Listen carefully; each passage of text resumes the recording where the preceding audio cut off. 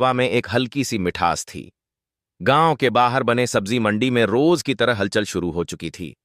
आवाजें, मोल भाव, ठेले खींचते मजदूर, सब कुछ सामान्य लग रहा था। लेकिन उसी सामान्य भीड़ में आज कोई खास शख्स मौजूद थी, जिसका वहां होना बेहद असामान्य था। उसने साधारण कपड़े पहने हुए थे, बिना किसी सरकारी गाड़ी या सुरक्षा गार्ड के एक आम महिला की तरह उम्र करीब 35 साल, चेहरा शांत और आत्मविश्वास से भरा हुआ। लोग उसे देखकर बस इतना ही समझ पाए कि यह कोई बाहर की औरत है, लेकिन कोई नहीं जानता था कि वह इस जिले की डीएम आर्या राठौर है। डीएम आर्या राठौर सीधे एक ठेले के पास रुकती है, जहां एक करीब 32 साल की महिला सब्जी बेच रही थी। महिला की मांग में सिंदूर, माथे पर हल्का पसीना और आवाज में मेहनत की थकावट थी। आर्या ने मुस्कुराकर पूछा, बहन, टमाटर क्या भाव दिए हैं? महिला ने नजर उठाई और बोली, आज टमाटर RS 20 किलो है बहन, आपको कितना चाहिए? तभी एक नन्हा बच्चा जो स्कूल यूनिफॉर्म में था दौड़ता हुआ आता है और उस ठेले वाली औरत से कहता है, मम्मा, मुझे स्कूल छोड़ दो ना, देर हो रही है, अगर लेट हो गया तो टीचर मुझे डांटेंगे। महिला ने सब्जी का तराजू किनारे रखा और बच्चे से प्यार से बोली, बेटा थोड़ी देर ठहर जा, पहले इस दीदी को सब्जी दे दूं फिर चलते हैं। बच्चा जिद करता रहा, नहीं मम्मा, अभी चलो ना। डीएम आर्या राठौर यह सब देख रही थी। यह सब देखकर उनका दिल पिघल गया। वो बोली, बहन आप एक काम करिए, आप अपने बच्चे को स्कूल छोड़ आइए, तब तक मैं आपके ठेले पर खड़ी हो जाती हूं। ठेले वाली महिला ने संकोच करते हुए कहा, अरे नहीं बहन, आप क्यों तकलीफ लेंगी? लेकिन आर्या के भरोसे से भरे शब्दों ने उसे मना लिया। वो बोली, ठीक है बहन, मैं इसे स्कूल छोड़कर जल्दी वापस आती हूं।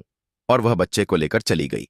जिला कलेक्टर आर्या राठौर ठेले पर खड़ी हो जाती है और अपने चारों तरफ के माहौल को गौर से देखने लगती है। कुछ देर बाद एक बाइक सब्जी मंडी में आती है। बाइक पर बैठा व्यक्ति इंस्पेक्टर रंजीत यादव था। उम्र लगभग 40 साल, अपनी वर्दी के घमंड से भरा हुआ। इंस्पेक्टर रंजीत यादव सीधा डीएम आर्या के ठेले के पास रुकता है और तेज आवाज में बोलता है, तू कब से यहां सब्जियां बेचने लगी? यहां तो एक दूसरी औरत सब्जी बेचा करती थी, वो कहां गई? आर्या इंस्पेक्टर से बोलती है, वो अपने बच्चे को स्कूल छोड़ने गई है। और तभी वह सब्जी बेचने वाली औरत वापस लौट आती है। इंस्पेक्टर को देखकर उसके चेहरे पर घबराहट छा गई। वो सिर झुकाकर बोली, आज क्या चाहिए आपको इंस्पेक्टर साहब? जो भी मन हो ले लीजिए। इंस्पेक्टर ने हुक्म देते हुए कहा, 1 किलो टमाटर दे, 2 किलो भिंडी और 1 किलो गोभी भी देना। औरत ने बिना कोई सवाल किए जल्दी जल्दी सब्जियां तोल दी। इंस्पेक्टर बिना एक भी पैसा दिए अपनी मोटरसाइकिल पर बैठा और वहां से चलता बना। यह सब देखकर आर्या राठौर हैरान रह गई। फिर उसने सब्जी वाली से पूछा, बहन, उस इंस्पेक्टर ने सब्जियों के पैसे क्यों नहीं दिए और आपने उससे कुछ कहा क्यों नहीं? औरत की आंखों में गहरी मजबूरी साफ झलक रही थी। उसने दर्द भरी आवाज में कहा, बहन, क्या कहूं, यह इंस्पेक्टर रोज ऐसे ही फ्री में सब्जियां ले जाता है। जब मना करती हूं तो मुझे डराता है, धमकाता है, कहता है मुझसे पैसे मांगेगी तू? तेरी इतनी हिम्मत, अभी तेरे ठेले को उठवा दूंगा और किसी नाले में फेंकवा दूंगा, फिर देखूंगा तुझे कैसे ठेला लगाएगी तू। बहन, मुझे सच में डर लगता है, अगर ठेला चला गया तो घर कैसे चलेगा? मेरे बच्चे क्या खाएंगे और स्कूल कैसे जाएंगे? इसीलिए चुपचाप फ्री में उसे सब्जियां दे देती हूं। यह सुनकर आर्या राठौर के चेहरे का रंग बदल गया। वह भीतर तक हिल गई थी। उन्हें यकीन नहीं हो रहा था कि जो लोग कानून के रक्षक हैं वही अब कानून के भक्षक बन चुके हैं। कानून की रक्षा करने वाले ही उसका मजाक उड़ा रहे हैं। आर्या ने गंभीर स्वर में कहा, बहन, अब ऐसा नहीं होगा। अब मैं आपके साथ हूं। आपको इंसाफ दिलाना मेरा फर्ज है। एक काम कीजिए, मेरा नंबर ले लीजिए। कल जब आप सब्जी का ठेला लगाएंगी, आप मुझे कॉल करना, मैं आ जाऊंगी। और कल आप नहीं बल्कि मैं ठेले पर रहूंगी। मैं खुद देखूंगी कि वह इंस्पेक्टर पैसे देता है या नहीं, और अगर नहीं देता तो मैं उसके खिलाफ कानूनी कार्यवाही करूंगी। उसे कानून की असली ताकत दिखाकर रहूंगी। सब्जी वाली औरत की आंखों में थोड़ी उम्मीद जगी। अगली सुबह जिला कलेक्टर आर्या राठौर ने गांव की एक साधारण औरत का रूप धारण किया और वह सब्जी वाली औरत के ठेले पर आकर खड़ी हो गई। ठेले पर ढेर सारी सब्जियां तरीके से सजाई गई थीं। आलू, टमाटर, मिर्च, भिंडी, गोभी, गाजर, सब कुछ। आर्या ने चारों ओर देखा। माहौल सामान्य लग रहा था। कुछ ही देर बीती थी कि वही इंस्पेक्टर रंजीत यादव अपनी मोटरसाइकिल पर वहां आ जाता है। उसने बाइक सीधे ठेले के पास रोक दी और घूरते हुए बोला, क्या बात है, आज फिर तुम यहीं? वैसे तुम उस औरत की क्या लगती हो? कल भी तुम यहीं खड़ी थी और आज भी। आर्या ने धीरे से कहा, मैं की बहन हूं। आज उसे घर पर कुछ जरूरी काम था, इसलिए मैंने कहा कि ठेले पर मैं बैठ जाऊंगी। इंस्पेक्टर ने एक गंदी मुस्कान के साथ कहा, ओह, तो तू उसकी बहन है। मगर तू तो उससे भी ज्यादा खूबसूरत है। तू बहुत प्यारी लग रही है आज। फिर उसने बेहुदा लहजे में कहा, वैसे छोड़ो यह सब, मुझे किलो गाजर चाहिए, साथ में थोड़ा धनिया और मिर्च भी देना।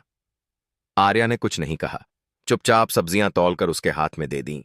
जैसे ही इंस्पेक्टर सब्जियां लेकर जाने को हुआ, आर्या ने तेज और सख्त आवाज में कहा, रुकिए इंस्पेक्टर साहब, आपने अभी तक सब्जियों के पैसे नहीं दिए। सब्जियों के पैसे दीजिए, ऐसे नहीं चलेगा। इंस्पेक्टर झुंझला गया, गुस्से से पलटा और बोला, कौन से पैसे? मैं तो रोज फ्री में लेता हूं। अपनी बहन से पूछ लेना, वो तो कुछ नहीं कहती। और तुम ज्यादा जुबान मत चलाओ मेरे सामने।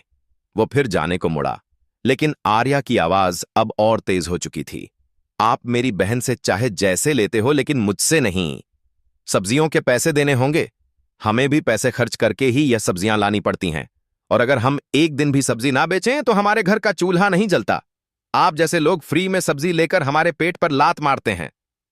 इंस्पेक्टर साहब, इतना सुनते ही इंस्पेक्टर रंजीत यादव के गुस्से का पारा चढ़ गया। उसकी आंखें गुस्से से लाल हो गईं। बिना कुछ सोचे समझे उसने गुस्से में आकर एक जोरदार थप्पड़ आर्या राठौर के गाल पर जड़ दिया। थप्पड़ इतना तेज था कि आर्या एक कदम पीछे लड़खड़ा गई। आंखों में आंसू भर आए, लेकिन उसने खुद को संभाल लिया। उसके चेहरे पर दर्द था, पर उससे कहीं ज्यादा आत्मसम्मान की चोट थी। अब चुप रहने का समय नहीं था। कांपती लेकिन दृढ़ आवाज में आर्या बोली, आपने एक महिला पर हाथ उठाकर बहुत बड़ी गलती की है। इसका अंजाम भुगतना पड़ेगा आपको। अब इंस्पेक्टर का गुस्सा और बढ़ गया। उसने चिल्लाकर कहा, तू मुझे सिखाएगी तेरी इतनी औकात? गुस्से में बेकाबू होकर उसने आर्या के बाल खींच लिए।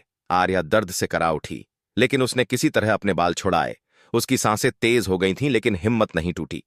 कड़क आवाज में वो बोली, यह सब बहुत गलत हो रहा है। मैं तुम्हारे खिलाफ रिपोर्ट करवाऊंगी। तुम्हें सब्जियों के पैसे देने ही होंगे। पर इंस्पेक्टर तो अपनी वर्दी और रुतबे के नशे में चूर था। हंसता हुआ बोला, रिपोर्ट तेरी इतनी औकात है? तू एक मामूली सब्जी बेचने वाली और मैं थाने का इंस्पेक्टर। मैं तुझे यहीं खड़े खड़े खरीद सकता हूं। ज्यादा जुबान चलाई तो उल्टा तुझे ही जेल में डाल दूंगा। इतना कहकर इंस्पेक्टर ने मोटरसाइकिल स्टार्ट की और वहां से चला गया। आर्या वहीं ठेली के पास खड़ी थी। उसके अंदर का गुस्सा फटने को तैयार था, लेकिन उसने अभी तक अपने आप को संभाले रखा था। कुछ पल ठेले के पास चुपचाप बैठने के बाद आर्या राठौर ने अपनी जेब से फोन निकाला और सब्जी वाली औरत को कॉल किया। धीरे से बोली, बहन, अब तुम ठेले पर आ जाओ। इस इंस्पेक्टर को अब मैं दिखाऊंगी कि कानून की पावर क्या होती है।